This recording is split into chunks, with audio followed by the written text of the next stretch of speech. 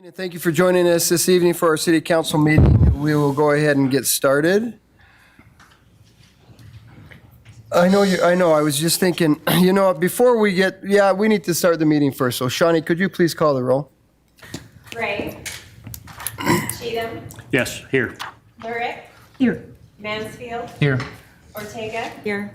Stevens. I'll point out that Councilman Bray is absent. I'm speaking with his permission because he tested positive for COVID yesterday. I have an image of his positive COVID test on my phone should anyone want to misconstrue or spin his absence as being anything other than what it is, present. Ladd. Here, and Councilmember Stevens stole my thunder. I was just going to make the announcement that Councilmember Roger Bray has been excused from the meeting, and Councilwoman Stevens has a prepared statement from Bray, I'm assuming on agenda item 11. Is that correct? Yes, sir. Okay. All right, so that's clear. Then we will please stand for the Pledge of Allegiance, after which, if you would remain standing for the invocation, which will be offered by Tamala Carson, representing the Buddhist faith. I pledge allegiance to the flag of the United States of America and to the republic for which it stands, one nation, under God, indivisible, with liberty and justice for all.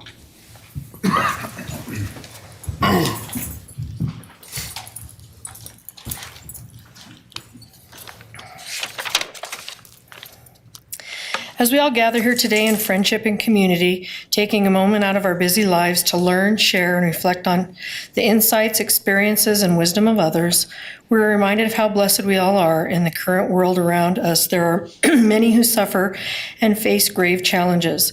We stand in solidarity with them in compassion and by practicing loving kindness to ourselves and all those around us. Taking a couple of stanzas from Metta, or compassion meditation, let us engage in the power of prayer that connect us, irrespective of religion, with our beliefs and ideals more deeply helping us to hold them in our minds as we go about our daily business and helping us to develop a stronger sense of conviction. Let us pray the following in the name of all that is good. May we all be well, happy, and peaceful. May no harm come to us. May we all also have patience, courage, understanding, and determination to meet and overcome inevitable difficulties, problems, and failures in life. May our parents, our teachers and mentors, our friends, and may all living beings across the world be well, happy, and peaceful. May no harm come to them. May they also have patience, courage, understanding, and determination to meet and overcome inevitable difficulties, problems, and failures in life. Thank you. Thank you for always bringing the dogs as well. I love it when she comes and gives us the invocation because of that. We'll move to agenda item number 3 as the consent agenda. The following business items may be approved by one motion and a vote.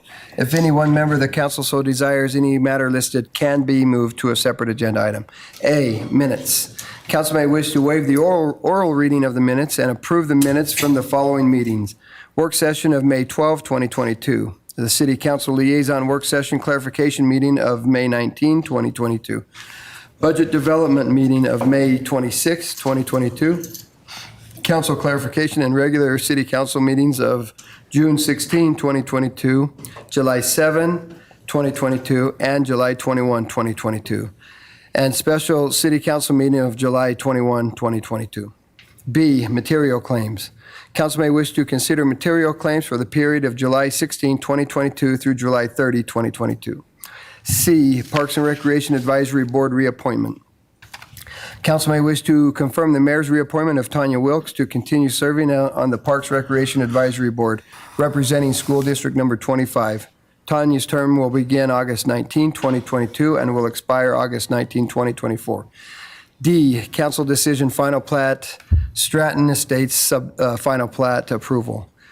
Council may wish to adopt this decision approving the final plat for Stratton Estates Division 3, which subdivides approximately 4.30 acres of land into 23 lots, 1 of which will be non-buildable.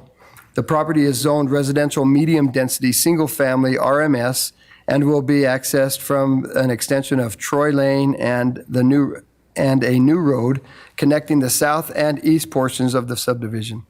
E, 2022 Edward Byrne Grant, Justice Assistance Grant, Police Department. Approve a request regarding the 2022 Byrne Memorial Justice Assistance Grant. This is an annual allocation administered by Bannock County. There are no matching funds. If awarded, Police Department staff will use grant funds in the amount of $23,193 toward the purchase of 54 Holosun SCS MOS solar charging sites. Total purchase cost will be $23,505.28. The Police Department has been allocated $23,193. The remaining balance is available in the Pocatello Police Department equipment budget. Mr. Mayor. Mr. Mayor. Yes. Mr. Mayor, I'd move for approval of the consent agenda items A through E as written in agenda item number 3. Second. Okay, we have a motion by Cheatham and a second by Mansfield. Shawnee, could you please call the roll? Cheatham, Yes. Mansfield, Yes. Lurick, Yes. Ortega, Yes. Stevens. No, because I still have grave concerns about our financial policies and procedures, even though they are established by resolution, and it's been made clear to me that resolutions are essentially meaningless and don't have to be followed or paid attention to. I still believe that we have serious financial work to do, so I vote no. Okay, thank you. We'll move to agenda item 4 is a calendar review. Council may wish to take this opportunity to inform other council members of upcoming meetings and events that should be called to their attention.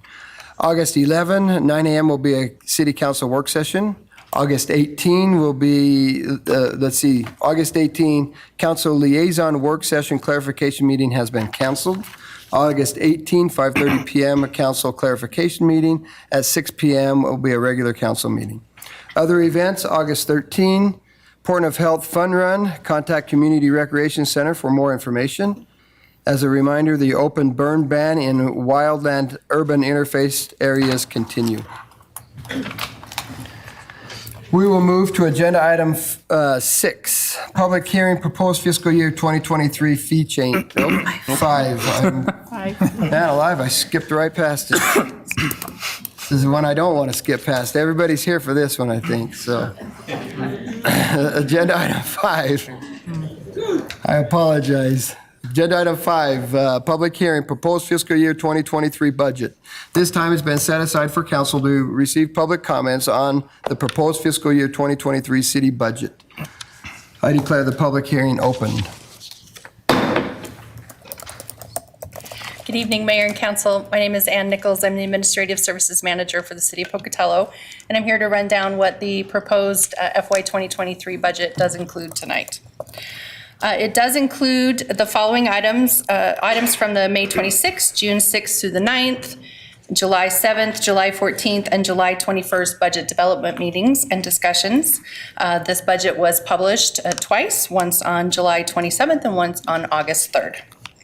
It does include a 3% increase from the highest budget of 3 years, plus new projected construction from Bannock County and Power County, and projected annexation money from Bannock County.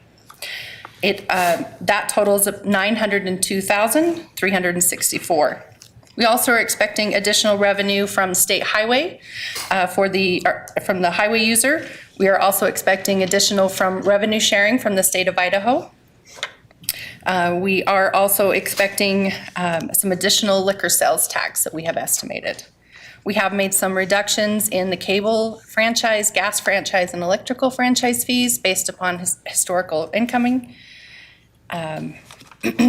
Excuse me. As far as additional property tax, we had not received the Bannock County valuation numbers until just this morning, so I have not had a chance to go through those to provide you with any potential foregone that may be given should this proposed budget be adopted. The expenditures that are included in this budget do include the increases in health insurance that we are projecting from Blue Cross of Idaho, salary changes per the discussion from Human Resources on June 8th. We do have 8 new employee requests, new fuel estimates as presented by the street and fuel departments. We have updated all of our interfund budgets and applicable transfers for those balancing. We have additional expenditures approved for the Center Street Sidewalk Project, for a citywide phone system, for police department improvements over in the police side of the building. We also have stormwater gap analysis, water trail project, and fuel reduction initiative out of the science and environment budgets. And then we have managed to include items 1 through 6 off of the not budgeted but ranked listing provided by the executive staff. That is where we stand with this proposed budget. Okay, council, any questions for Ann while she's up? Hearing none. Thank you, Ann.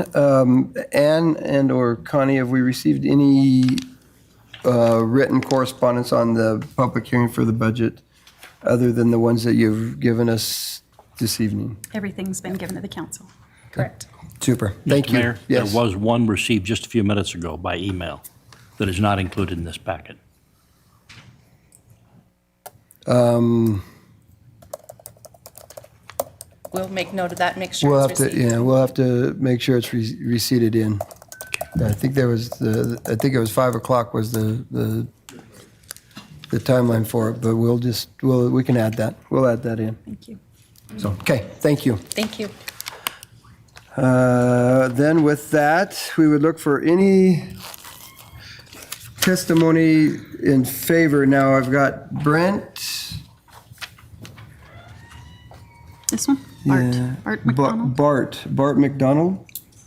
Not Brent, Bart. And anyone else? And then Can- anyone else, so we had 2 sheets apparently. We had this sheet over there. Some signed up on this sheet. There's another sheet here when you come up to speak. If you're interested in speaking, then we will just ask you to put your name, sign your name down, and we'll go from there, so. Thank you, Mr. Mayor, City Council. My name is Bart McDonald. I'm a business owner here in Pocatello. I've been so for about the last 18 years.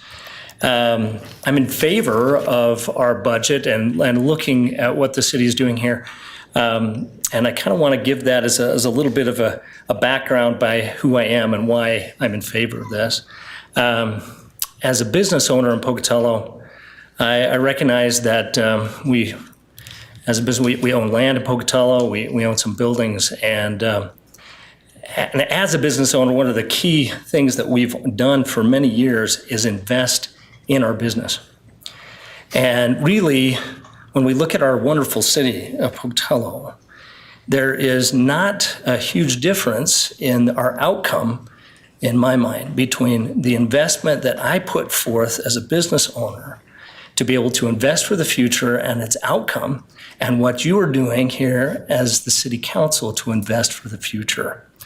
I grew up in a home where my father, Scott McDonald, started Southeastern Idaho Council of Governments, Seekonk here in town, and sought very diligently to try to support economic development and urban renewal throughout Southeastern Idaho. So I came home as a high school student and listened to him talk about investment as it pertained to business and investment as it came to government and really local government, recognizing that if we want our children to have the opportunity to gain jobs and stay with us, I would love that opportunity for my children. I know there's many people in our community that want to see our community grow. We need to have growth and development, and we have to invest for that future. And that's what I see in our current budget, is we're trying to place that emphasis there. And when we try to keep up with other cities and communities here in Southeastern Idaho and throughout our state, there's times where perhaps we've lagged in that, and we've seen a negative result in that. And I see this as a wonderful step forward in being able to rectify a direction for the city of Pocatello that'll take us to where we need to go. I think the other aspect of that is that if, as a business owner, that I hope to see growth in Pocatello for our locations in physical therapy, but also in southeastern Idaho, we have to be able to attract businesses that will be able to come here because they're excited to come and bring their manufacturing and their development to us. And we have to be attractive in that way. So whether it's our parks and recs, whether it is our school district and the education that we provide for children, we have to be able to take a balanced approach. And I just wanted to say I'm strongly in favor from what I'm seeing today. And I am willing to pit my fair share. Thank you very much. Thank you. And I could should have keep made the going, but I announcement. think. Timer over there, you get 3 minutes. Okay. So, Anyway, thank you very much. Appreciate the time. Yep. Any others supporting the application? Okay. Any uncommitted? Before everybody jumps up, I've got Claire Bowman. Bowen. Bowen? Bowman. Bowman. Bowen. Bowen. That's what I said twice, I think. Claire, you're up. After Claire, we've got Phil Coleman, Mike McMillan. Mike McMillan after that, and then the others will need to sign up. Not going to need these. Mr. Mayor, City Council members, and friends of our community, I'm here with a group of my friends that I meet with and play with regularly to discuss the need of the conversion and maintenance of the Raymond Park tennis and pickleball courts as part of the city's budget. Pickleball is the fastest growing sport in the country. There were 4.8 million pickleball players last year in 2021, and that's up 14.8% from 2020. I want to share with you from my investigation what our neighboring communities have done to keep pace with this growth for their citizens. Idaho Falls has installed 6 courts, Rexburg 4 courts, Filer 2 courts, Lava 6 courts, Rupert 9 courts, Twin Falls 5 courts, Chubbuck has 1 court, the city of Ammon 6 courts. I've also been told the city of Ammon has the second or third smallest tax levy in the state, and they're able to make this commitment. Logan, Utah has 8 courts, and Brigham City has 24 courts. That's kind of an anomaly. City of Brigham City hosts annually a nationwide tournament, pickleball tournament called the Tournament of Champions, which draws from all over our country, brings in the professional players, has a large purse of winnings, and that's just in our backyard. Considering this, then, the question is, if they can do it, why can't we? Quoting from our city's webpage, the Parks and Recreation Department strives to serve the Pocatello community with quality recreation programs, well-maintained parks, trails, and beautiful open spaces. Our aim is to provide opportunities, activities, and facilities to bring pleasure to people's lives. Our parks serve as a source of great community pride, and we are firm believers in the benefits recreation brings to both the years of one's life and the life in those years. On that same webpage, Mayor Blad made a statement as he referenced the otters that visit the Edson Victor, is that pronounced right? Nature area. It's in Victoria. His statement included, there are dozens of sports opportunities and outdoor adventures waiting for you. Whether you love animals, are an athlete, or something in between, take a tip from the otters and play often and live better. Parks and Rec Director John Banks on that same webpage stated, there really is something for everyone at Pocatello Parks and Recreation. Please invite your friends and loved ones to enjoy the great gifts of spending time together and make spring and summer 2022 one to remember by playing often and living better. Both statements encourage playing often and living better. This suggests being able to play on safe courts free from injury and liability. Thank you, Claire. Thank you very much. Thank you.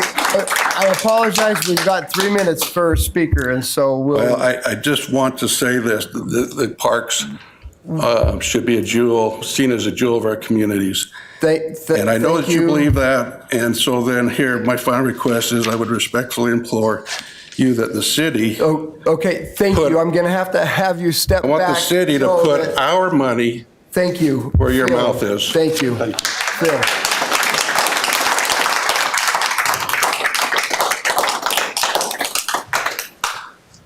Phil?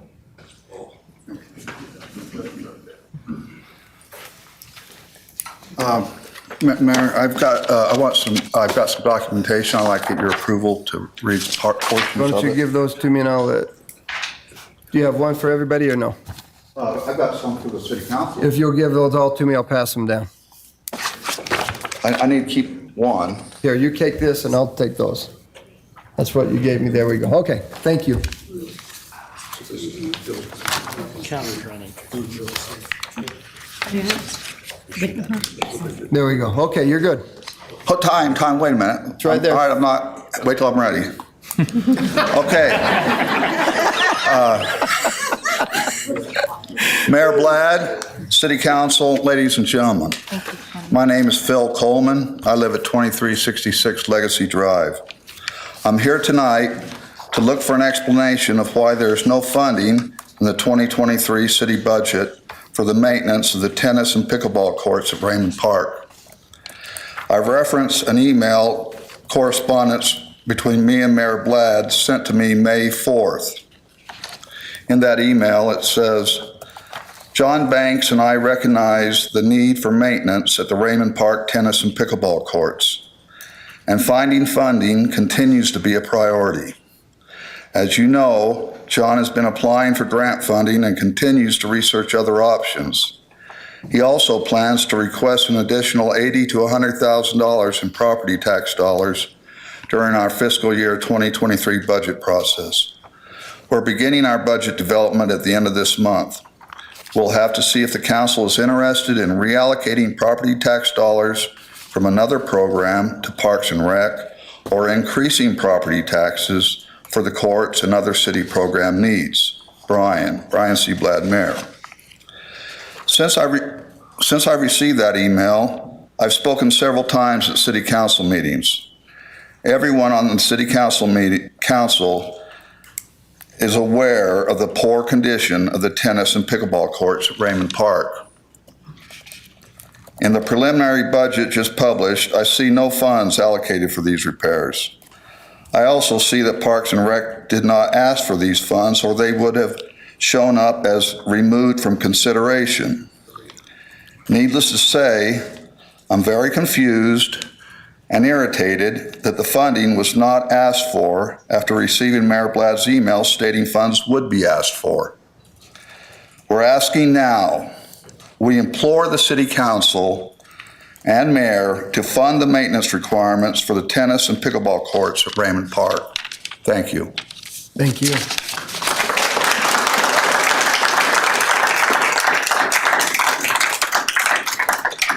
Mike, there we go. That'd be me. Perfect. Mayor Brian Blad, City Council.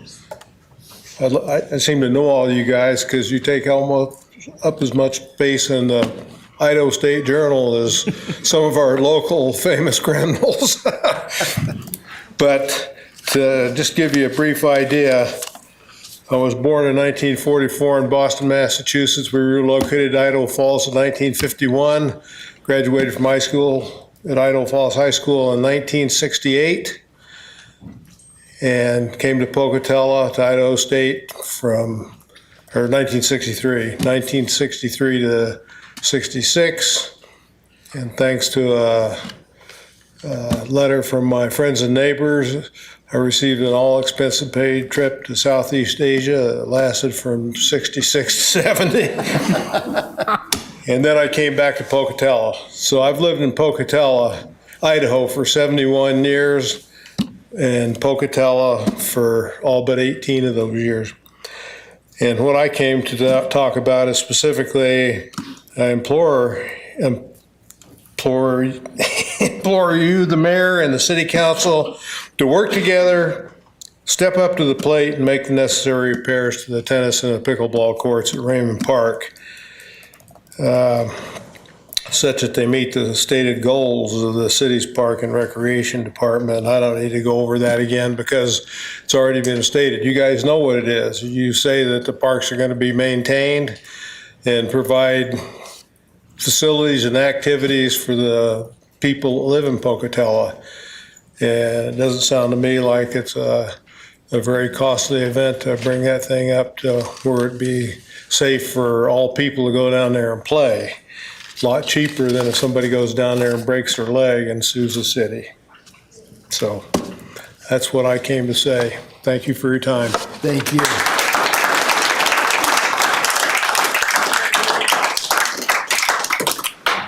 I can appreciate everybody's excited about what's being said. I'm going to ask you, please, we don't need to applause everything when it's said. I can appreciate your excitement for it. I will look for any others uncommitted to the application. I'm not signed up. That's okay. There should be a sign-up sheet right there. Do you want me to do that now? Okay. We won't start the clock until you've got it done. Not ready. I'm not ready.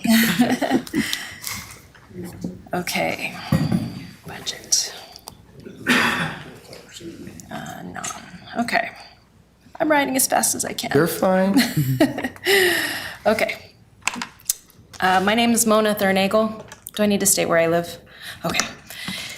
I want to help also represent the pickleball crowd and just express how much we have a desire to have a facility outside. We have a fabulous indoor facility, and we're so thankful for that. And I do want to, show understanding. I understand a budget is not easy to decide what to fix. I can't decide what to fix on my house next, so I get it. It's always hard to decide. But it is really crucial, and it is so important for our community, and it actually can benefit so many people. It has a very wide reach of age. My son's here, a 17-year-old, all the way up to, whatever age we want to play. And it just reaches so many good people to help us keep us healthy. It's a great activity to socialize. And I really feel strongly our community needs it. People come here. We play with people in the indoor facility that come from other areas. And when they come here, I'm sure they're looking for outdoor facilities as well. And because that's what I do when I go other places. I'm always looking for places to play. And so I agree with what has been said, that we want it to be a place where lots of different things are offered and make Pocatello beautiful and a fun place to be.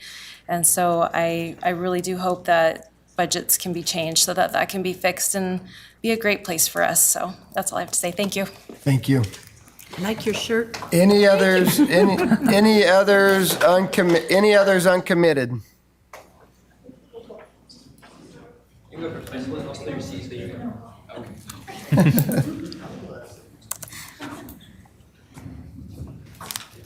Then if you just sign in there.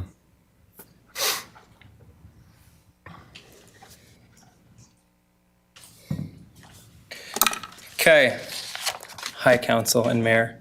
I am also here to request, you want me to say something Would you else? state your name for the audience? Yep, Taylor Wood. I live here in Pocatello. I'm supposed to address you, but everybody here who is for pickleball, raise your hand to know that there's a huge crowd here. There's been Facebook groups that have been posting about this. It's really important for us. I was in Lava today, small little Lava, and there was 20 people there at 7 a.m. playing pickleball. I recently read in the New Yorker an article that said, "Can pickleball save America?" I know that Pocatello is pretty strong in their community. We have a good associations and a good community. However, pickleball, like bowling, brings people together. Bowling is kind of out of vogue now. Sorry if you like bowling. But it bonds people. It brings us together.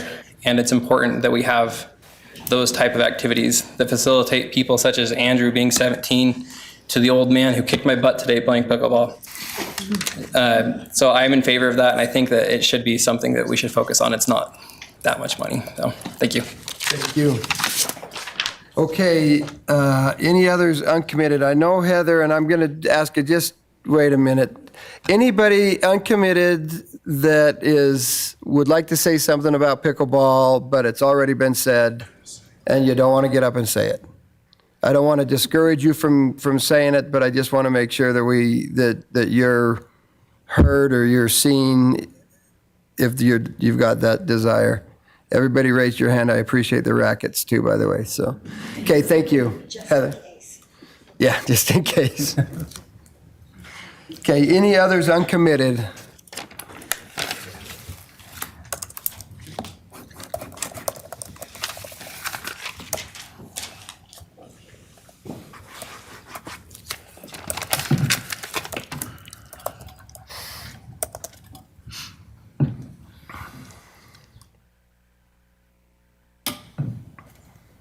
I have a long name too. Good evening, Heather Disselkoon. This budget sets the new tax ask at $32,213,263. In FY22, per the State Tax Commission, Pocatello levied $31,730,674. In similar cities, Twin Falls, Coeur d'Alene, Caldwell, the rounded levies for the same year were $25.1 million, $24.2 million, and Caldwell $20.2 million. I realize there are differences between our cities, some population differences, some size differences, some challenging geographical differences. That accounts for some cost difference, but not all of it. I struggle to answer why Pocatello taxpayers pay up to $11.4 million more than our closest comparative cities. Even when I've made adjustments for the few extra services we have, like the zoo and PRT, which is mostly federally funded, those adjustments make little difference to the bottom number. We all have water, sewer, fire, police, parks, pools, libraries, etc. So what exactly are we getting extra? We're not. Last year, we heard people referring to their taxes as their investment in the community. Quite frankly, I do not feel I'm getting a good return for my ever-increasing investment. I assume you have not thrown away your many documents that you provided during budgeting, so here's my question for you. Are you okay with how much is budgeted for office furniture this year? How much is that by department? Don't look for it because you don't have it. The departments gave you three numbers: wages and salaries, O&M, and capital expenditures, if any. There is one capital expenditure, by the way, in the general fund. I'm not contesting office furniture. Employees need furniture, and furniture has a finite life. It's no fun to sit in a chair with broken hydraulics that slowly slinks you down to the floor every 5 minutes, or a filing cabinet drawer that won't open. This past year, when questions were asked about certain expenditures, I got tired of hearing, we've already discussed that, that's in the budget. Yes, the budget approves a pot of money, and yes, money can be transferred between line items as needed, but it was downright dishonest and misleading to the public to say that those expenditures questions had already been discussed, because they had not. I cross-checked some of those and similar expenditures against the posted budget and looked at the counting line items for some of the items questioned, and you know what I found in multiple instances was budgeted? Zero. Don't claim something was discussed when there is zero in a line item. Taxpayers want to see a solid return on their investment. This budget offers the public nothing. You have had to use nearly every dime of the new revenue just to keep pace with wage increases and benefit increases. Your O&M has been heavily impacted because of inflation and having to shift dollars over to cover labor. You were warned by the former CFO. He has seen similar cities and similar situations that did not heed warnings, and it was very difficult to turn them around. He also indicated in those situations, bankruptcy is not out of the realm of possibility down the road. And that concerns me, because with prudent action now, the city can ensure the outcome is avoided. With proactive action, Thank you, Heather. You can do what's best for the employees and the city. Thank you very much. I am...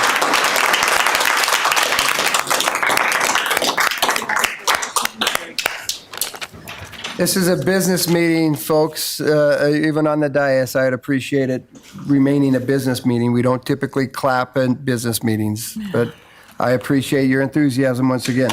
I'm a little confused because that was for uncommitted. It sounded like opposed. So. No. Uncommitted. Okay, all right. Any others uncommitted to the application? Okay, then we'll move on to any opposed to the application. And before anyone moves, Lydia Noble, I've got here pulled up as opposed. So Lydia? Lydia Noble, Pocatello, Idaho. I am opposed to the FY 2023 Pocatello City budget for the following 3 reasons. Number 1, right sizing. The largest part of any municipal, commercial, or private organization budget is personnel.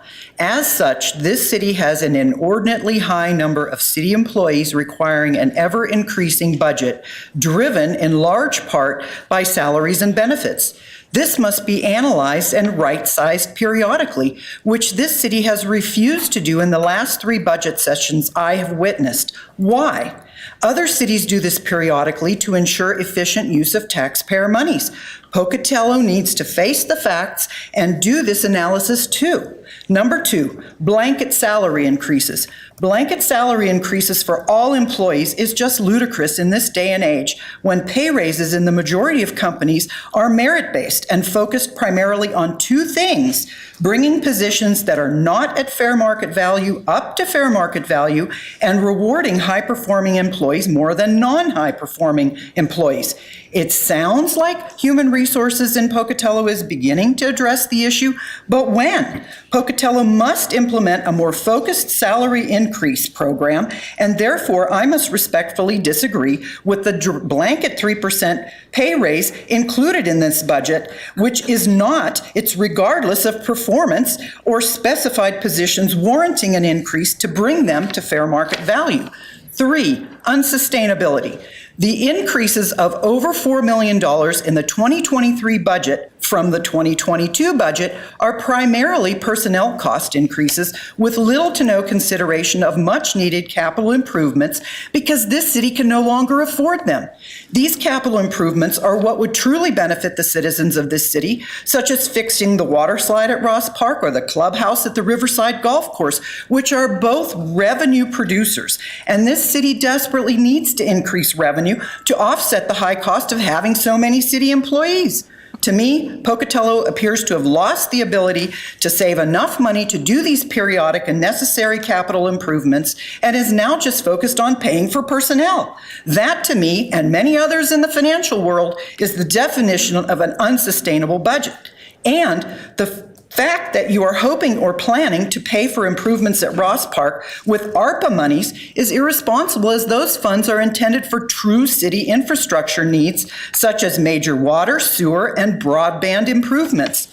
A budget increasing primarily to just maintain increasing personnel costs is just ultimately unsustainable. This fact must be faced sooner than later, so please consider making cuts to this budget before passage and get back to what other cities do, and that's save money for capital improvements from fund balances left over at the end of every year in a prioritized, identified manner that the public can actually understand. Thank you. Any others opposed to the application? Good job. Very good job. Okay. Typically, we have an applicant come up and respond to some of these questions. However, all of these will be addressed next week in our work session on the 11th work session.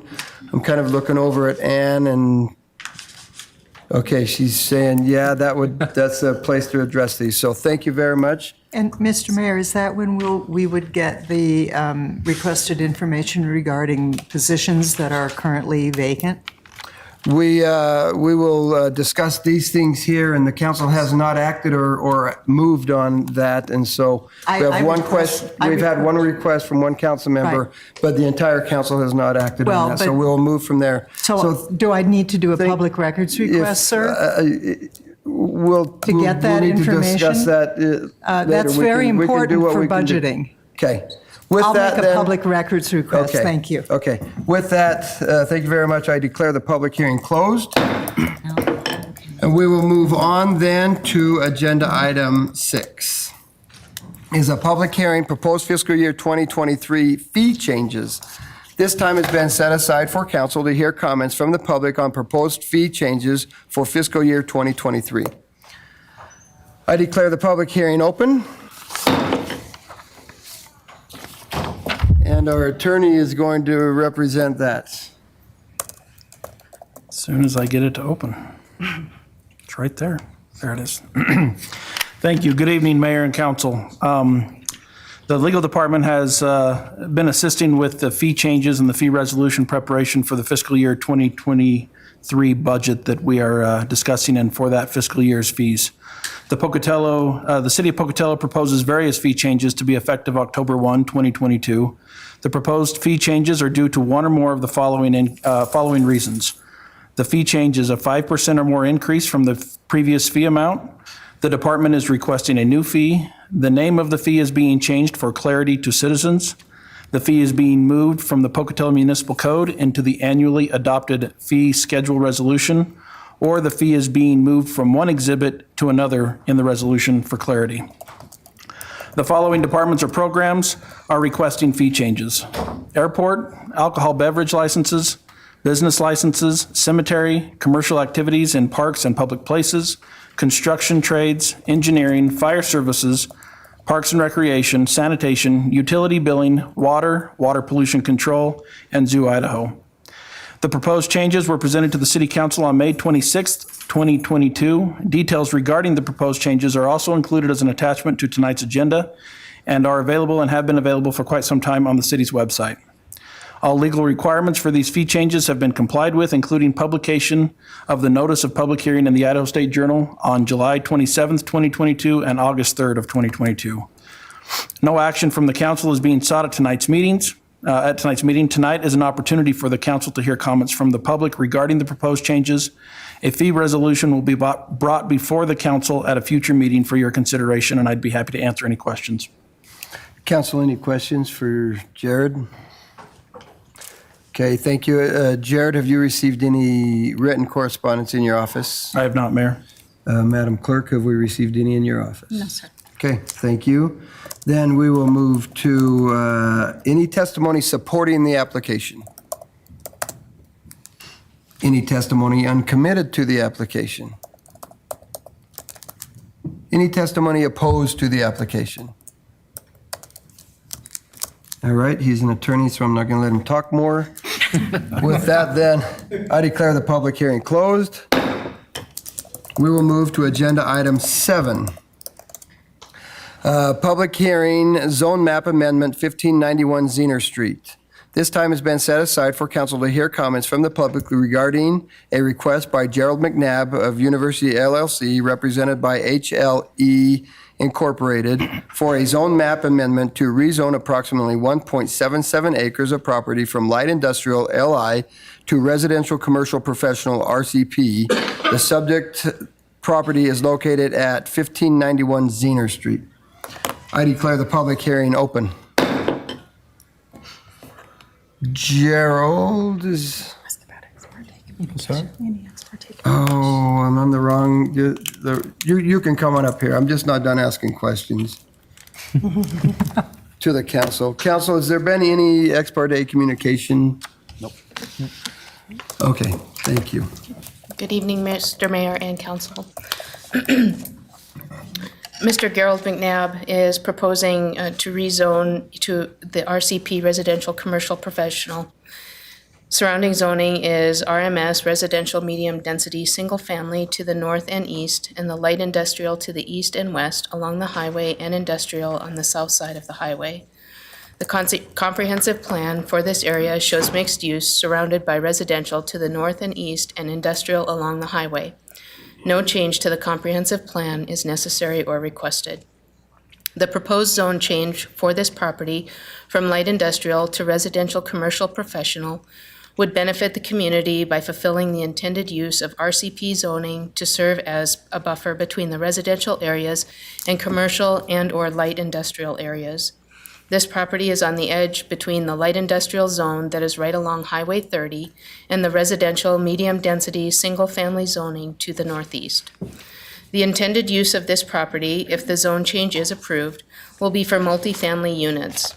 The other uses permitted in RCP zone, as outlined in the zoning ordinance for the RCP zoning, is intended to accommodate a mix of residential, professional office, and neighborhood commercial uses, including business, professional services, convenience retail, personal services, and restaurants in close proximity to residential areas and major transportation facilities.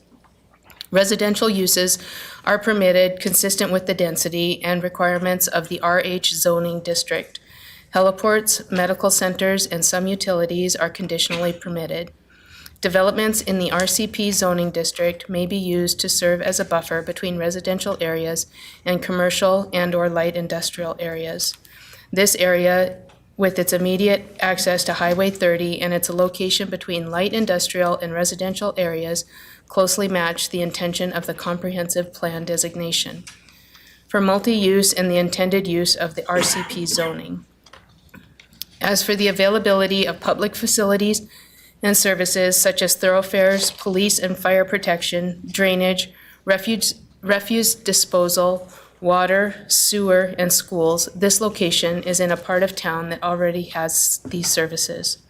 The uses permitted in the proposed RCP zone would fit nicely and could contribute to the surrounding community, being at the edge of the two existing zones. Thank you for your time. Just a minute. I'm sorry. I didn't get your name. I didn't write it down. I'm sorry, Renee Harding with HLE. Renee. All right. And council, do you have any questions for Renee while she's up right now? Okay. Thank you. Thank you. I would look for staff.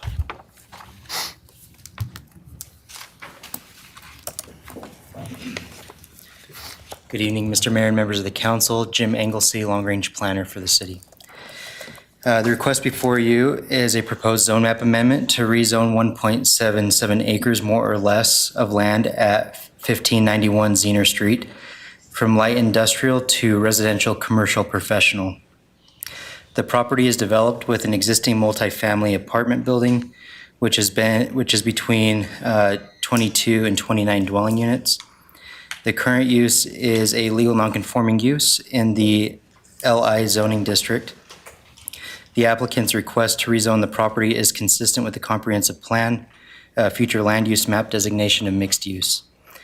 The subject property is located at the intersection of Highway 30, Hilliard Street, and Zener Street.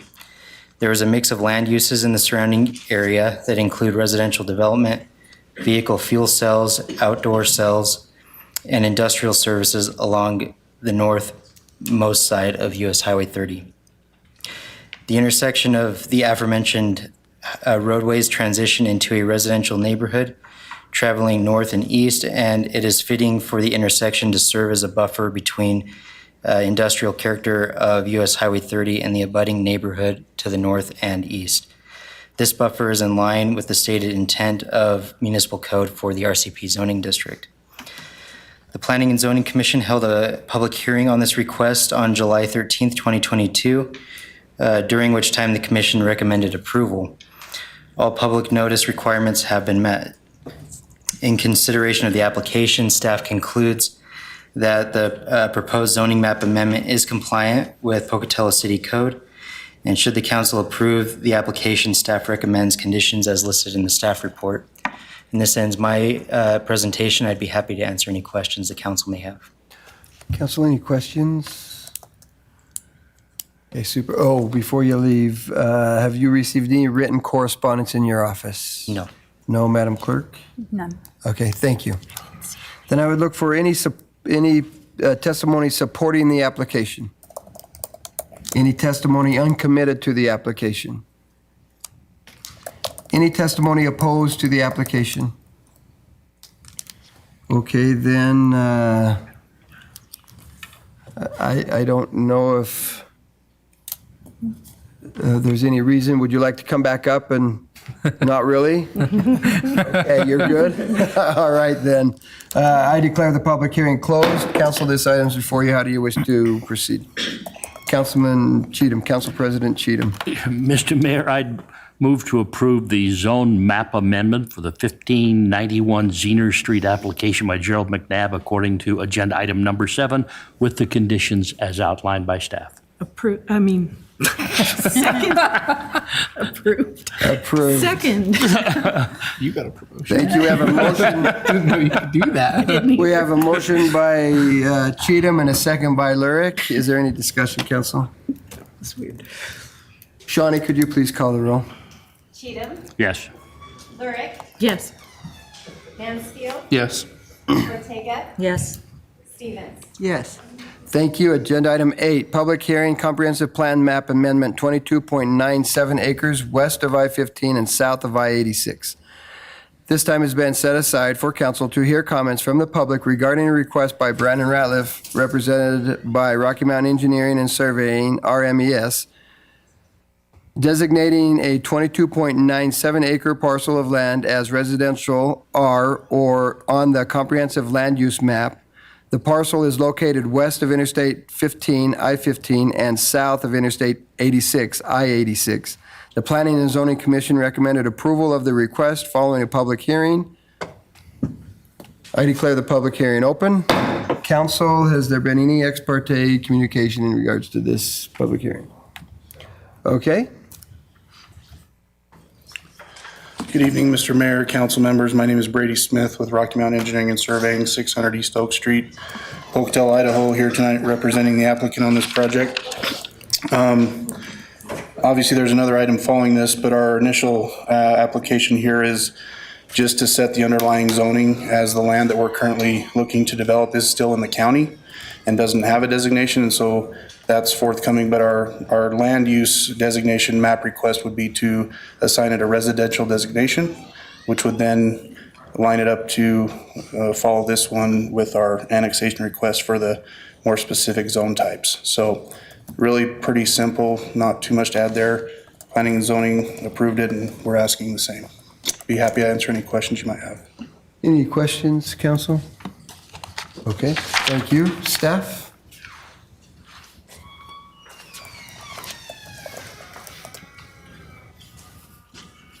Good evening, Mr. Mayor. Excuse me.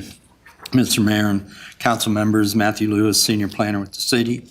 Plan Development Services staff received an annexation and zoning application from the property owner, Brandon Ratliff, requesting again to annex 22.97 acres of land into the corporate boundaries of the city.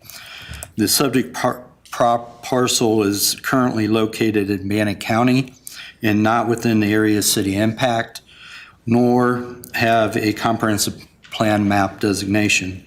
Per Idaho Code Title 50-222, lands must either be within the ACI or have a comprehensive plan designation to be annexed. Therefore, the applicant has initiated the comprehensive plan map amendment application. The designation requested is residential or R. A public hearing was held before the Planning and Zoning Commission on the evening of July the 13th of 2022, at which time no oral or written comment was received. The commission recommends approval of the comprehensive plan map amendment, designating the 22.97 acre parcel as residential, finding the request meets the standards under Municipal Code Section 1702.120. A copy of their findings of fact and recommendation are provided in your packets. This concludes my presentation, Mayor and Council. Happy to answer any questions. Any questions for Matt, council? Matt, have you received any correspondence in your office? No, sir. Madam Clerk, have you received any? No, sir. Okay, thank you. Then we would look for any testimony supporting the application. Any testimony uncommitted to the application. Any testimony opposed to the application. Okay, then, okay. I didn't think you'd want to get up again yet. I declare the public hearing closed. Council, the signs before you. How do you wish to proceed? Go ahead, Linda. Go ahead, Linda. I move that we approve the comprehensive plan map amendment of the 22.97 acres west of I-15 and south of I-15 as outlined in agenda item number 8 with any conditions requested by staff. Second. We have a motion by Lurick and a second by Mansfield. Shawnee, could you please call the roll? Lurick, Yes. Mansfield, One second, sorry. Is it a problem that it's south of I-15? No, the agenda clarifies. Because the agenda clarifies. Okay, yes, yes. Cheatham, Yes. Ortega, Yes. Stevens, Yes. Thank you. Agenda item 9, public hearing, annexation and zoning designation, 22.97 acres west of I-15 and south of I-86. This time has been set aside for council to hear comments from the public regarding a request by Brandon Ratliff, represented by Rocky Mountain Engineering and Surveying, RMES, to annex a 22.97 acre parcel of land located west of Interstate I-15, I-15, and south of Interstate 86, I-86, a zoning designation of residential medium-density single-family RMS and residential medium-density multifamily RMM is proposed. The Planning and Zoning Commission recommended approval of the request following a public hearing. I declare the public hearing open.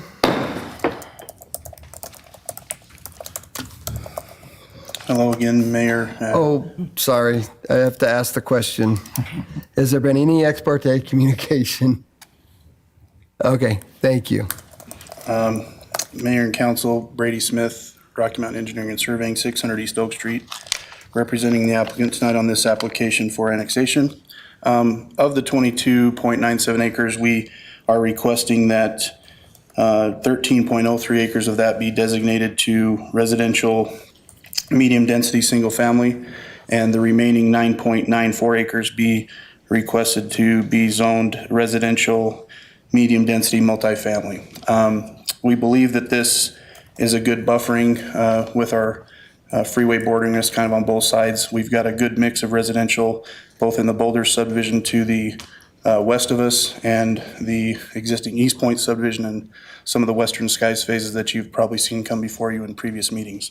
So again, this is kind of our vision for how the remaining piece here will develop out, and we're excited about the project and would just ask for your approval on this annexation request. Thank you. Any questions? Oh, we've got him up. Okay, thank you. Matt?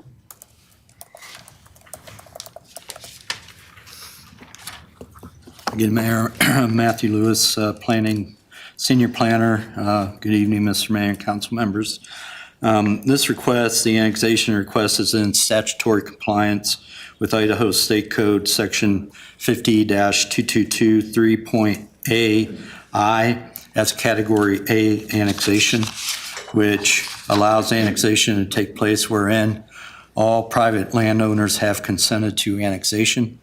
In this case, the applicant, Mr. Ratliff, is the property owner of the 22.97 acres. A public hearing was held before the Planning and Zoning Commission on the evening of July 13th of 2022, at which time no oral or written comment was received by the public. The Planning and Zoning Commission recommends approval of the application as presented, finding it meets the standards for approval under Chapter 17.02.110 of Pocatello Code, with 6 conditions as provided in their findings of fact, of which a copy is provided in your packets. That concludes my presentation, Mayor and Council. Council, any questions for Matt while he's up? Okay, thank you. Matt, has there been any correspondence in your office? No, Mr. Mayor. Madam Clerk? No. Okay, thank you. Thank you. Then we would look for any testimony supporting the application. Any testimony uncommitted to the application? Any testimony opposed to the application? Okay, Brady, I don't think you need to say anything then. With that, I declare the public hearing closed. Council, this item's before you. How do you wish to proceed? Councilman Cheatham. Mr. Mayor, I'd move for approval of the annexation and zoning designation as recommended in agenda item number 9 with any conditions in place at this point. Second. Okay, we have a motion by Cheatham and a second by Lurick. Shawnee, could you please call the roll? Cheatham, Yes. Lurick, Yes. Mansfield, Yes. Ortega, Yes. Stevens. Yes. Thank you. We'll move to agenda item 10, open container waiver request to Idaho Food Bank. Council may wish to consider a request by Idaho Food Bank represented by Jonna Beam for a waiver of the open container ordinance and to allow beer and wine to be consumed at the 200 block of West Fremont and a portion of the 400 block of North Union Pacific Avenue for a benefit concert and fundraiser for the Idaho Food Bank on August 27, 2022, from 2 p.m. to 10 p.m. If the open container requirement is waived, It should be contingent upon the applicant meeting police department requirements and the appropriate catering permits being purchased. A block party permit request has been submitted to the street department for the temporary closure of the 200 block of West Fremont and a portion of the 400 block of North Union Pacific Avenue. Security will be provided by the Idaho Food Bank volunteers and members of the Pocatello Elks Lodge. Mr. Mayor. Yes. I move that we adopt agenda item number 10 as written. Second. We have a motion by Stevens and a second by Ortega. Shawnee, could you please call the roll? Stevens, Yes. Ortega, Yes. Cheatham, Yes. Lurick, Yes. Mansfield. Yes. Thank you. Agenda item 11. Mr. Mayor, I move that we separate the two items in this resolution. Typically, our resolutions consider one item, and I move that we separate the affirmation of the welcoming statement and the censure. Second. We have a motion by Stevens and a second by Ortega. Shawnee, could you please call the roll? Stevens, Yes. Ortega, Yes. Cheatham, No. Lurick, No. Mansfield. No. Okay, thank you. Agenda item 11, resolution reiterating Resolution 20-11, affirming the city of Pocatello as a welcoming and inclusive city and censuring City Council member Roger Bray. Council may wish to consider adopting a resolution that affirms the city of Pocatello as a welcoming and inclusive city and censuring City Council member Roger Bray for comments made during the July 7, 2022 budget development meeting and after the July 21, 2022 City Council meeting. Mr. Mayor? Yes. Regarding the portion of the resolution stating that Pocatello has had a warm and welcoming relationship with diverse peoples, including indigenous tribes, since our inception, insulting, and a perfect example of white culture rewriting history to make itself look good. Did anyone run this language by the Tribal Council in Fort Hall to see if they have the same view of our inclusive, respectful relationship over the decades? If we have such a wonderful relationship with our indigenous community members and neighbors, why do they repeatedly take us to court? I certainly did not hear that the relationship between Pocatello and indigenous people is great when I was at Hawthorne and served a number of Native American students and their families. If we have such a long and glorious history of great relationships with these diverse groups, why did our Middle Eastern students receive hate flyers on their windshields? Until we as a community have the courage to be honest with ourselves, worthwhile, important discussions will continue to be impossible and the delusional status quo will continue. When I asked the mayor in a city council meeting if the council could commit to creating a land acknowledgement statement similar to the one ISU has, he answered that the city has tried to work with the tribe and it is impossible to work with them. That statement, that, ladies and gentlemen, is a racist statement. That statement and this inaccurate resolution wording are examples of institutionalized racism. If we since we have moved to censure Councilman Bray for his comment, then I now move that we also censure the mayor for his. Second. That's not on the agenda, and so... Yes, it is. Censuring is on the agenda. It is not, Censuring, and so we will yes, not be entertaining that right now. Thank you Yes, very sir. much. Are you finished with that statement? No, I'm not finished with my statements. Okay, go ahead and finish it. All right. Are you... I had hoped to complete my term on city council without Would you video this, please? I had hoped to complete my term on City Council without having to publicly say what I will say this evening. It may seem at first that what I am saying is unrelated to the censure of Councilman Bray. It is not. I had hoped that the unbending devotion by this mayor and the council members who embrace his governance philosophy of a subservient council that shirks its statutory duties as the financial guardians of public money could shift. I had hoped that at least some version of considered debate based on research and facts could develop. Unfortunately, instead, the status quo continues and the hostility and attacks on myself, Councilman Bray, and Councilwoman Ortega continue with increasing intensity. When we ask legitimate questions, we are screamed at by the mayor or city employees and labeled bullies. In fact, you saw just moments ago a perfect example of how information is blatantly denied. Never before has the entire council needed to agree that a single council member can get financial information only if the entire council agrees that she needs it. This is the kind of arbitrary information denial that goes on all the time. When we three advocate for restrained city budgets that include staff reductions through attrition and not filling all vacated positions, we are labeled hating city employees.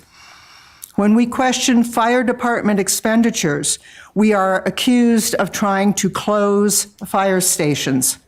When we question police officer budgets, we are either attacked through complaints filed by the police chief against our spouses, or gang bullied by police officers with their chief egging them on in uniform from the sidelines and accused of being racist, despite a decades-long pattern that contradicts that. Councilmember Stevens. It goes on, but the pattern is clear. I need to advise you to stop personally or professionally attacking employees. The resolution please, for the liability thank you. I concerns of hear the your, city. I Thank hear you very your much. advice. The resolution to censure Councilman Bray is nothing more than yet another intentional planned attack on a council member who does not drink the establishment Kool-Aid. This establishment consists of the mayor, his cohort council members, his chosen inner circle of department heads and managers, and the city employees who believe their rhetoric without investigating. This city deserves better, and I will no longer remain silent. Damn. Okay, I had a request by Josh, Councilmember Mansfield, and then Lurick. I want to focus at the agenda item at hand, specifically the comments made by Councilman Bray on July 7th and after the July 21st meeting. I've had a lot of public comment, emails, and conversations with citizens who wanted to express their opinions and views on this subject, in addition to comments made by unions and city staff. I want to talk about what I believe are the wide-ranging impacts of comments about how diversity increases crime and violence in cities. I think that they're threefold. The first of which is when it comes to legislating. The argument that diversity leads to increased crime is one that's been used for decades in most prominently in anti-immigration legislation because it's designed to create a false dichotomy that says either you can be diverse but have the complications that come with it, or you can just remain homogenous with life being easy. It's a false dichotomy and one that we should outright reject, especially as the diverse members of our community express hurt and an offense at the comments that were made. This includes in areas of policing. The New York Times published an article in 2015 entitled "A City Where Policing Discrimination and Raising Revenue Went Hand in Hand," describing Ferguson, Missouri, and how narratives like diversity increases crime was used to justify and increase aggressive policing of predominantly Black communities. I hope that Pocatello never goes down that road, and I believe that we should outright reject the narratives that have led other cities to doing so. The second consequence of this mindset, though, are those members who consider themselves a part of that diversity of Pocatello. Folks in minority of sexual orientation, religions, nationality, socioeconomic class, and yes, race, are told by these statements that their very existence in this community is complicating at best and dangerous at worst. If a city is to truly be inclusive, then we must categorically reject this philosophy. Diversity is not a guarantee. It is something that must be earned and cherished. The true consequence of these statements is that it tells folks who consider themselves a part of that diversity that anything that they bring to the city is undermined by the complicating factor of their very existence. I believe these comments are deeply hurtful and offensive and must outright be rejected. And I want it to be on the record that while Councilman Bray's article in the Journal attempted to argue that diversity doesn't refer to race, I would like to recall his final statement on the night of July 21st during his argument with members of the NAACP, where he stated that, quote, "We all know that Hispanics don't get along well with certain groups," end quote. To directly target a specific ethnic group, generalize them, and then say that their pattern of behavior is the reason why diversity is outraging. The last impact, though, is on the general community. I want to make it clear, I reject his premise that diversity leads to increased crime. An article published by Churchill and Laria on September 23rd of 2017 entitled Crime and Ethnic Diversity, Cross-Country Evidence, pulls ethnic diversity and crime statistics from over 78 countries and find that diversity does not increase crime and in fact leads to lower levels. Jin, Shi, and Zhao, in an article published on April 18, 2022, entitled The Barriers of Identity, Population Diversity, Social Trust, and Crime, find that in communities with high levels of social trust, diversity leads to, in fact, decreases in levels of crime. And that final article highlights a key point, that in some areas it has increased, but it's not just a question of whether the levels of diversity exist, but the levels of trust in a community. Put simply, when you tell citizens that they ought prepare for crime when diversity increases, then you've created a self-fulfilling prophecy. When you celebrate, champion, and welcome diversity, crime decreases, and communities become increasingly more diverse and welcoming to those around. Councilman Bray's comments undermine the strength that diversity is and should be for Pocatello. And perhaps above all else, I'm disappointed and saddened that when a broad swath, and indeed a diverse group of people, come forward and express their hurt at these comments, that Councilman Bray continued to refuse to offer a simple apology for the hurt that he has caused. I then, in solidarity with the fire union, police union, teachers union, and all those who were deeply hurt by Councilman Bray's comments, support his censure. Mr. Mayor? Thank you. Councilwoman Lurick? I've also written a statement because I just want to make sure that I say exactly what I want to say and don't forget anything. So I really would like to talk about why I feel that censure is appropriate in this case.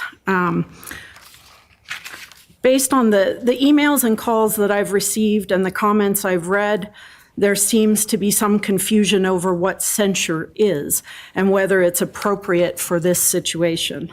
So I wanted to clarify that censure is the public reprimanding or formal expression of disapproval of a public official for inappropriate conduct or behavior. It is a statement of condemnation. It does not remove the person from their office. It does not affect their title, their stature, their power to vote. It is a statement of condemnation. Many of you might think that voting to censure Councilmember Bray is an overreaction to the original comment that he made in the July 7th budget meeting. And also that this is merely some kind of political stunt or tactic. Speaking for myself, I can assure you that that is not the case. It is a matter of standing up for what is right. I personally have to say I don't even see anything to be gained. There's no winning in this situation, so I don't know why anyone would even think of pulling a stunt like this. But that is not what it is. While I do believe that the comment originally made was inherently racist, I think that at that point the situation could have been handled with open and transparent dialogue and, as Josh mentioned, an apology. That was all that was needed, just some talking this through and some recognition of understanding that people had been hurt and harmed. Unfortunately, that didn't happen, and things got much worse from there. So I want to be very clear that the reason I believe a strong statement of condemnation from this council is not only warranted, but is imperative, is not about what happened on July 7th, or even how Mr. Bray claims that he was defining diversity. There was a lot of argument over what he meant by that. But rather, my reason is the horrendous incident that took place on July 21st, right here in this council chamber, following our regular council meeting that evening. Unfortunately, that part was not on the record, but many people were present, so there's no question that it happened and what was said. At that time, with many community members, city leaders, and city staff still present in the room, Mr. Bray aggressively tried to argue, explain, justify, and defend his original comment in a way that left absolutely no doubt whatsoever about what he meant. It was one of the most disgraceful displays that I've ever witnessed. Based on that episode and his public comments that followed, published comments that followed, I believe it's incumbent upon the council to act and to send a clear, strong message that Mr. Bray's views are not representative of this council and they are not representative of our city. To demonstrate to all people of Pocatello, including our amazing city staff, that they are welcomed, valued, and respected members of our community. We cannot simply ignore his comments and the views that they reveal, and we cannot do nothing. So I believe a censure is an appropriate measure for us to take at this point. Thank you. Thank you. Chris, you have a statement, I believe, from Roger. Would you Yes. like to read that now? Sure. Thank you. And by the way, Councilman Mansfield, you skipped an important piece of that research. Only after a community has become integrated and highly diverse does the crime rate fall. There are actually 3 stages, but we can discuss that research later. This is from Councilman Bray. Unfortunately, I am unable to attend this evening because I have tested positive for COVID. I'm willing to show my test to anyone questioning this truth. Until the Just one second, please, this is a business meeting yet again. I know you're not applauding, but we are up here having a discussion, so let's let Councilwoman Stevens finish the statement from Councilmember Bray. Until the confrontational discussion, no one from the NAACP, the mayor's office, the council, the fire union, the police association, or the teachers union reached out to me to express concern or seek clarification regarding my statements during the council meeting regarding police staffing and budget. I have been charged and convicted, and those accusing and condemning me do not care to hear what I have to say. The lack of concern for objectivity is staggering. I believe this resolution is intentionally constructed to hamstring me. If I were present to vote, I could not vote for the revised welcoming statement because I must recuse myself due to the censure being included in the same resolution. The new revised welcoming statement and the censure resolution need to be separate issues. I believe the censure attempt is the result of me questioning police department personnel expenditures during the budget development process. It is the same tactic used against Councilwoman Ortega a few years ago when a senior member of the police department tried to punish her for questioning his budget by filing a complaint against her husband with the U.S. Marshal Service. And Councilwoman Stevens, I'm going to ask you to skip any parts that directly attack a person that's an employee of the city for liability purposes of the city. I didn't name that person. The ensuing investigation found no basis for this complaint.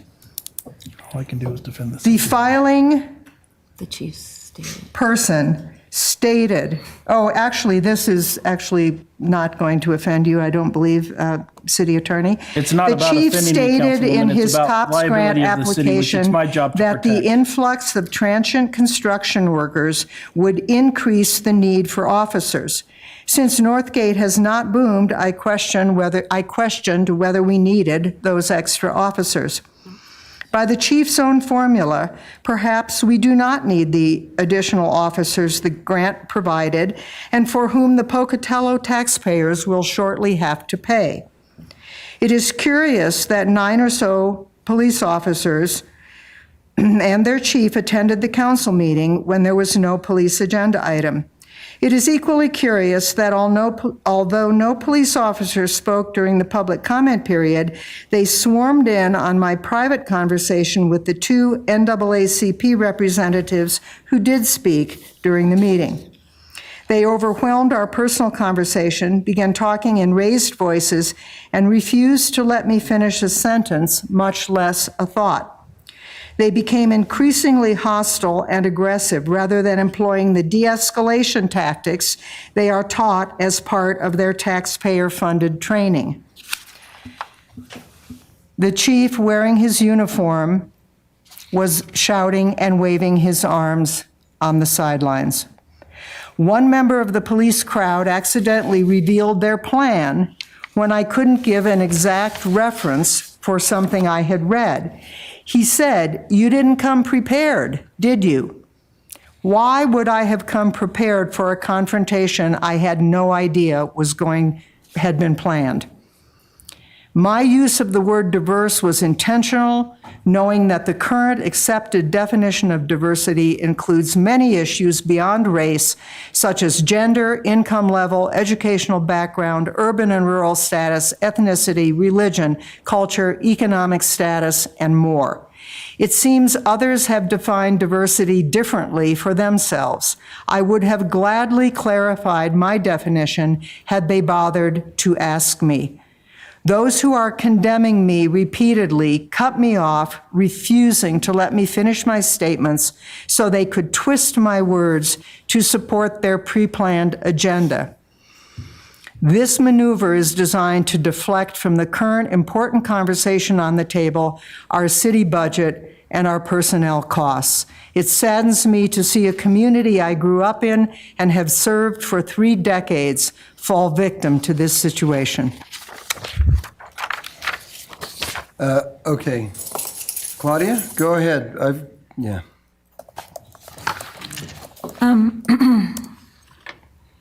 Words matter, and how they're perceived matters. That's ultimately what this is about. So it's always interesting to me how when we 3 say something, you 4 and the chief of police find one word to make an issue out of. But when we 3 point something out that one of you said or did, all we see from you is backpedaling and deflecting.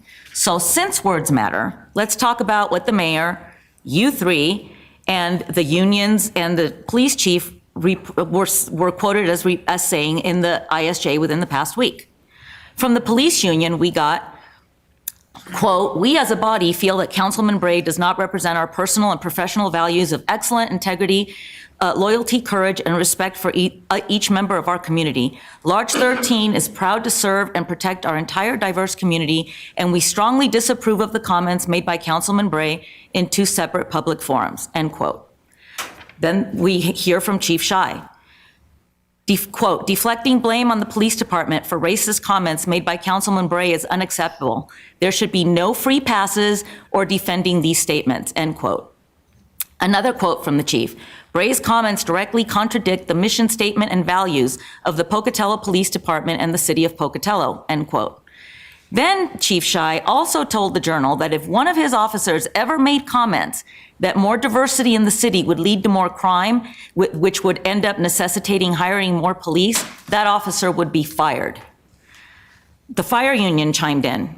Quote, "The racially insensitive comments witnessed by numerous individuals made by Pocatello City Councilman Roger Bray on July 7th and 21st are inexcusable. The members of the Pocatello Firefighters Local 187 pride ourselves in serving every citizen in our community with respect and compassion.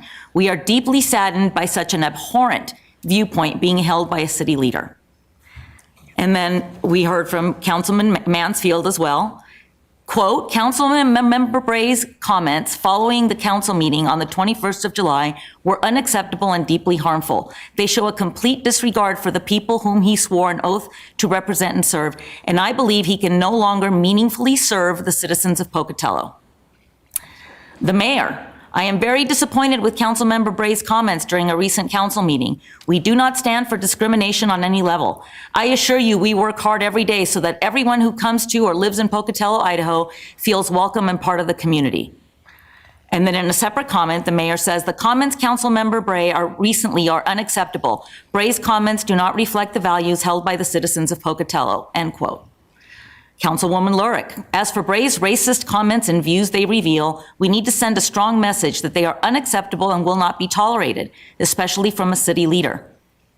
For me, this is not about political games or tactics, as some have suggested. It is solely a matter of right and wrong. And then finally, Councilman Cheatham. On the matter of censure of Councilman Bray, I think it is imperative that the council pass the resolution on behalf of the city and all of its residents. I do not want any resident to feel the comments made by Councilman Bray represent the council or the city, end quote. So I have actually, since I'm the only minority sitting up here, I have actually experienced racism all of the time that I've lived in this country. I continue to experience today. I've experienced in this room at the hands of these people over here. I know what it looks like, and I agree with every comment about that there is no place in our city, in fact, in our world, for racism. There isn't. And there's no excuse for it. But in 2020, Police Chief Roger Schei wrote in a federal grant application his justification for needing, I'm talking. Yeah, there for needing, I don't we've care. asked. Apparently it's true. Well, you can don't ask care. till the cows come home. I'm exercising my First Amendment right. She's merely going to quote a grant application that is part of the public record. And I have warned you, and I will warn Councilwoman Ortega. Noted. Thank you. Needing 5 more officers was in part due to the Northgate build-out. He wrote, there is no debate. I have the grant application here. It's on page 17.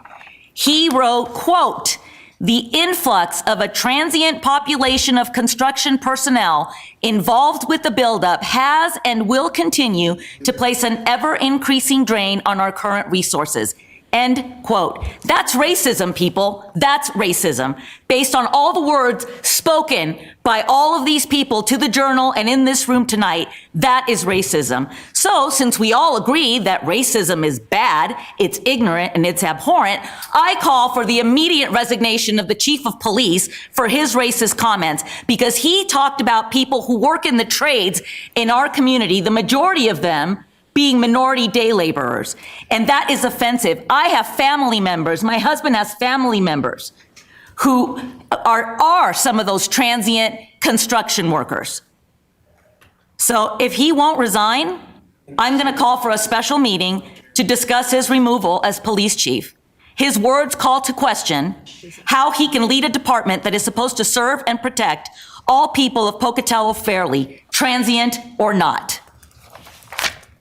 Okay, I have, hold on, we've got Rick Cheatham there, and then we've got Linda Lurick, and then Josh Mansfield, and then we need to move on. Got a few things to say myself, but go ahead. Mr. Mayor, you know, I appreciate the quote that you made, Claudia, because I feel very strongly about that. When a member of this council stands up in a meeting in front of a number of people and makes the kind of remarks that were made on July 21st, I think that's a problem. When a religious and political leader of our community makes that comment, I think this council has a responsibility to stand up for the citizens of our community and for this council and for the whole city of Pocatello and say that isn't right. So and you that's must all feel the this same censure. about Let the me finish police speaking, comment. Claudia. Just a minute, let him finish. He's waited for you. And we need to say through this censure that we disagree with Roger, that is not the policy and that is not the feelings, the official feelings of our city and this city council. And that's all this censure does. And again, So- if you are so horrified by Roger Bray's comments, are you equally horrified by the chief of police written justification for needing more officers, that there were going to be transient construction people and that was going to increase crime? Officer Aquila, are you equally horrified? Hey, whoa, okay, we're done. She addressed me, so can I respond? No, I'm sorry. Transient doesn't mean race. Right. It's a number. Neither does diverse. It Diverse doesn't mean race. I asked him the question, does diversity mean if there were Okay. more black people, more Asian people here? And he said yes. I think we I should get, defined I think we diverse should word. get this Ask him meeting to under verify control. diversity. That is May I what I'm suggest that we get this meeting under control, please? Okay, here. Let me just stop everything right here. I've been trying to get it under control since Thank you, sir. before I read this resolution and you derailed it. So let me get it back under control. Derail it. We're gonna go, and I've got Lurick, and then I've got Mansfield, and then I have just a few things I'm gonna say, and then I'll be looking for a motion. I just wanted to comment on the language in the grant. One of the things that was talked about in that confrontation on the 21st was statistics and the whole idea of how many officers you need per capita. And it was explained by one of our officers who taught statistics formerly at the master's level that doesn't include, it is a number. It is how many police officers you need per so many people. It doesn't say anything about what type of people. It doesn't read any kind of judgment into that. There is nothing in that about race or age or any of those things. It is a number, and you need this many officers per this number. The language in the grant, exactly the same. Transient only means temporary, people that come here temporarily to work and then will leave. And they So bring I am more not crime. finished. So what that means is while they're living here, the population goes up, and therefore the number of officers we need to serve that number of people goes up. That is all that is talking about. It is statistics and it is numbers. It is not any kind of statement about types of people and if you're reading that into it, then that is racist. So that's Really? all I have to say. Well, the same thank thing you. happened to Roger. He used the word diverse, and people read Nothing to into say. it that he was talking about race. Yeah. So are you saying then that the problem is that there can't ever be an honest conversation in this room about anything really important? there can't. Because what's good for one needs to be good for everybody. Josh. So if I'm offended by what he wrote, then why are my feelings not considered? Josh. I wanted to say the same thing that Linda did in so much as just the increase of population demands the increase of police officers. But the second point that goes back to, well, Roger wasn't talking about race, then I recall the quote that I listed in mine, and that was the final quote before being advised by city attorney to end discussion. We all know that Hispanics don't get along well with certain groups. If that quote doesn't make it perfectly clear what we were talking about and what kind of diversity, then I don't know what does.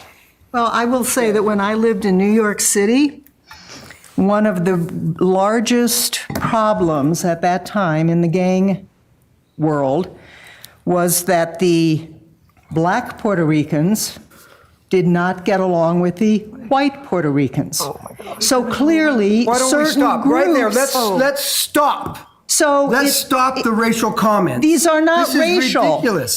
These are saying What do you that mean that is not racial? that Black groups. Puerto Ricans and white Puerto Ricans. What is not racial about that? What I'm saying is that it is true. Unbelievable to me. No, only because you're naive.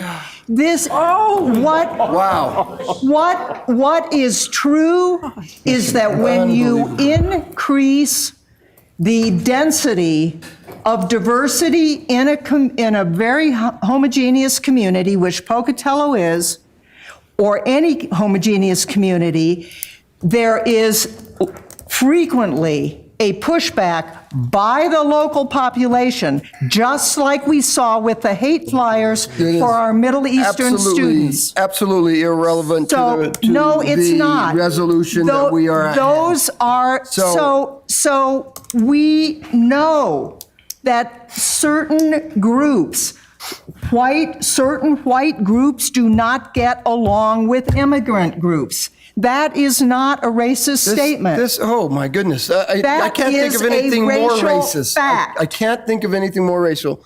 I had Mansfield and then Rick. I would move that we approve agenda item number 11, reiterating resolution 2020-11, affirming the city of Pocatello as a welcoming and inclusive city and censuring city council member Roger Bray. Second. We have a motion by Mansfield and a second by Cheatham. Before we vote, I just need to just say a few words. That maybe I shouldn't say anything because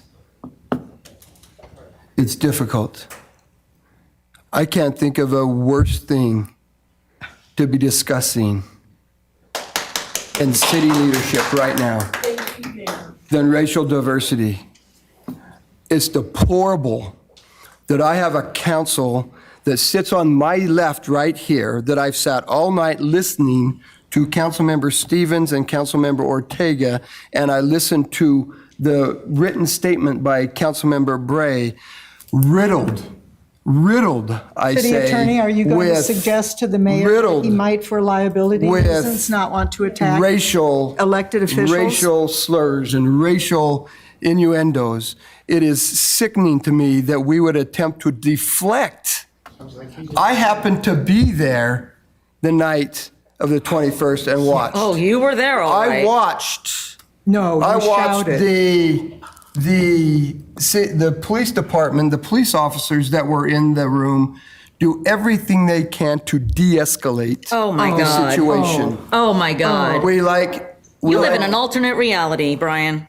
So one of your department heads had to hold you back from hitting Roger Bray. From hitting Roger Bray. I don't believe that's the case at all. But really? It's discouraging. Where's Tom? It's disgusting. It's unfortunate.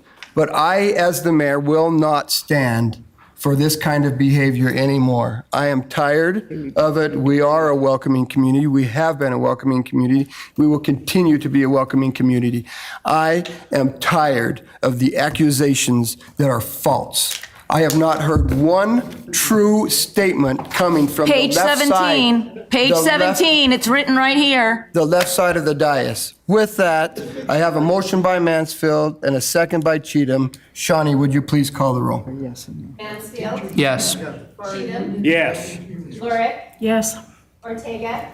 Yes on the resolution and no on the censure. So it's all in one. So is it a yes or a no? I'm voting yes on the resolution and no on the censure. motion. That's not the That's not motion. the Well, then you should have separated it because that's my vote. And this is why. There was a motion to separate it that failed. There was a motion to separate No, it, and this it is did why fail. nobody works here. This is why. There- Attitude reflects leadership, and it all starts right there. So, yet again, I'm still curious, are you a yes or are you a no? There was a motion on the floor to separate the two. It failed. Well, that's So still there- how I'm there is voting. a I'm voting motion. yes on the resolution and no on the censure. Resolution is the So whole the thing. resolution is there, so that would be a yes vote on agenda item 11. No, I'm not voting for the censure. Don't put words in my mouth. I'm being very clear.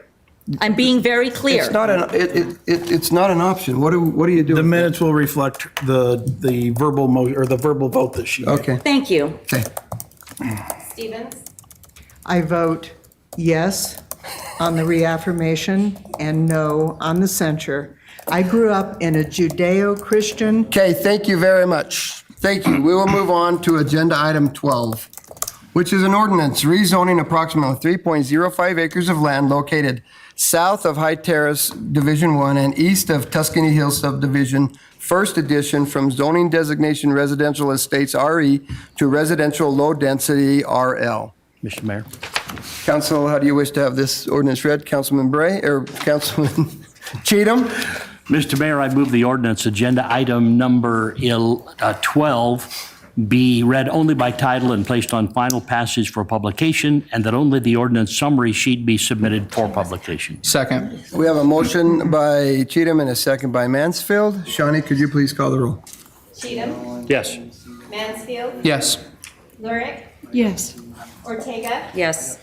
Stevens, Yes. Jared, could you please read the ordinance? Yes, Mayor. An ordinance of the City of Pocatello, a municipal corporation of Idaho, rezoning approximately 3.05 acres of land south of High Terrace Division 1 and east of Tuscany Hills Subdivision, First Edition, Pocatello, Idaho, from zoning designation residential estate, RE, to residential low density, RL. Said property being more particularly described on the attached Exhibit A, providing for the repeal of all ordinances in conflict herewith, and providing that this ordinance shall be in full force and effect from and after its passage, approval, and publication according to law. I declare that to be the final reading of the ordinance. Shall the ordinance pass? Shawnee, would you please call the roll? Cheatham, Yes. Lurick, Yes. Mansfield, Yes. Ortega, Yes. Stevens, Yes. Thank you. We'll move to agenda item 13, items from the audience.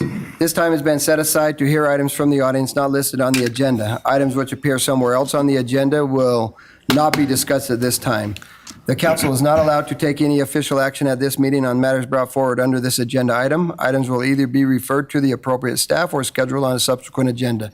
You must sign in at the start of the meeting in order to be recognized. As a reminder, you will have 3 minutes per person and a total of 15 minutes for this agenda item.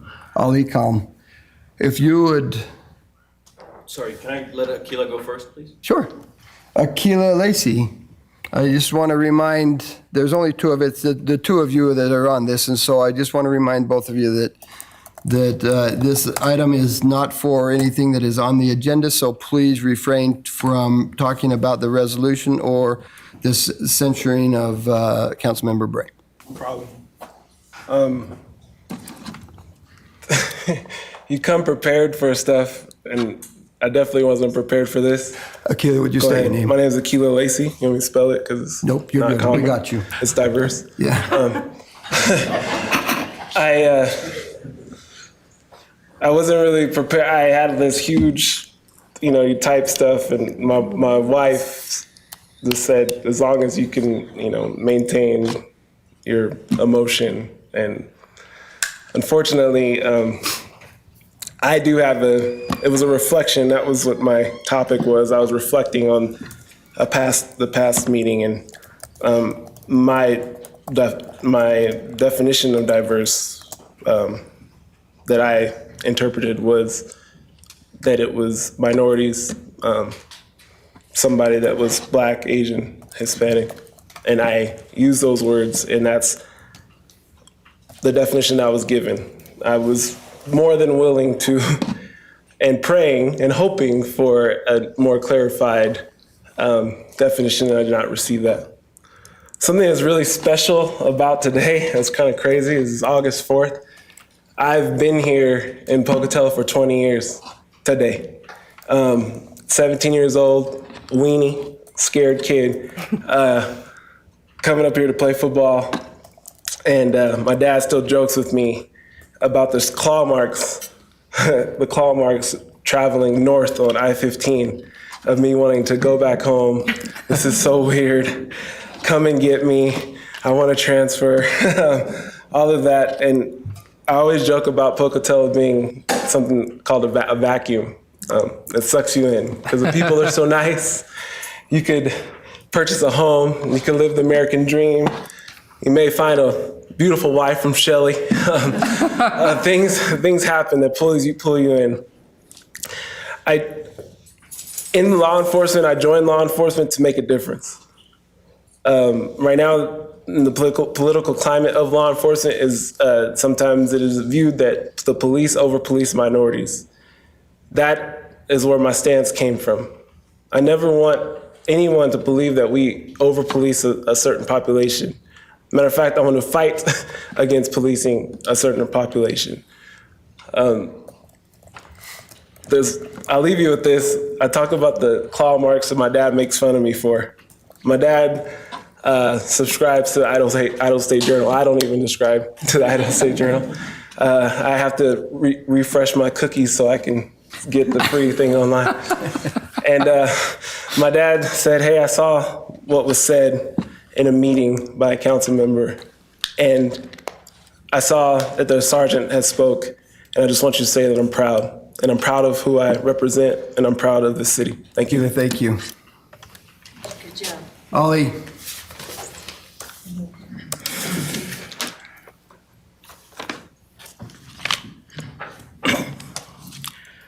First of all, Councilmember Stevens. Ollie, would you state your name Sorry. for everybody? My name is Ali Khan, and well, I was going to address Councilmember Bray over here, but since I was told that he's sick, I hope and pray that he gets better really soon and come back and sit on this seat so he can resign. I will address Councilmember Bray, but before I would do that, the two conversations I heard, I would also pray at the same time that you two are loyal to the diverse, whichever your definition of diverse is, you two are loyal to the diverse part of your community rather than only just one member of the council. I have been here since 2007, ladies and gentlemen, and my speech is now completely gone, but I had written down. But for now, I would like to ignore the fact the population growth rate of Pocatello is 5.83 since 2000s. The rest of the state is about 26.61%. Imagine why people are leaving. 4 of my friends who graduated from this Idaho State University left. I'm the only one left. But forget about everything else that you guys talked about. I'm going to mention and quote every word from Idaho State Journal written by Mr. Bray himself. Excuse me, this was an agenda item. No, this wasn't. Go ahead. No, I'm talking about the Idaho State Journal, ma'am. Oh, sir. No, For this now, is clearly, 1 minute. you're clearly related to the agenda item, So sir. the agenda item is resolution ratifying or And the reaffirming censure of Councilman resolution Bray. and His and words. censure. I don't believe he said censure. I haven't He's talking about the talking censure. about what Roger said. In the Idaho Good State Journal, Lord, in I'm his not- 20 on his Idaho article. State Journal. Go ahead. Just keep making the rules Ollie. up Go ahead, Ollie. as long as it suits your political purposes, Brian. You're ridiculous. Go ahead. Council people don't want to listen to me? No, You're ridiculous. apparently they don't. Looks like Councilwoman Stevens will stick around. Ortega is going to leave, so go ahead. Thank you. Just 1 minute. Stop that again, please. Okay. Please, no more applause. Please, let's do what we can to keep this as professional as we can. It's obviously gone off the rails, so thank you. In reference to his opinion letter printed in the Idaho State Journal, and I'm quoting him, he says, "We unfortunately have an almost innate tendency to look at those who come from the outside or have different beliefs, philosophies as the other, and therefore suspect. Often the majority tendency is to see outsiders as exploitable and be okay with that because, after all, they're not really us." Councilman Bray, I have 2 children who were born in Pocatello. Are they exploitable to you? My dear councilman, and all those who are listening, please know for the fact, the only fear us humans have is fear of unknown. When it is dark, we are afraid. The answer is to turn the light on so we can see and not be afraid anymore. 6 years ago, I stood in Pocatello Mosque surrounded by the Middle Eastern students as their representative. You mentioned in your opinion, the chief of police and the concerned citizens were around me. The dialogue we had then reduced the feelings of being exploited, and the Middle Eastern students were at ease. But the fact is, they decided to leave eventually because they were made felt outsiders. Today, I stand here with my police union, who have sworn to protect me,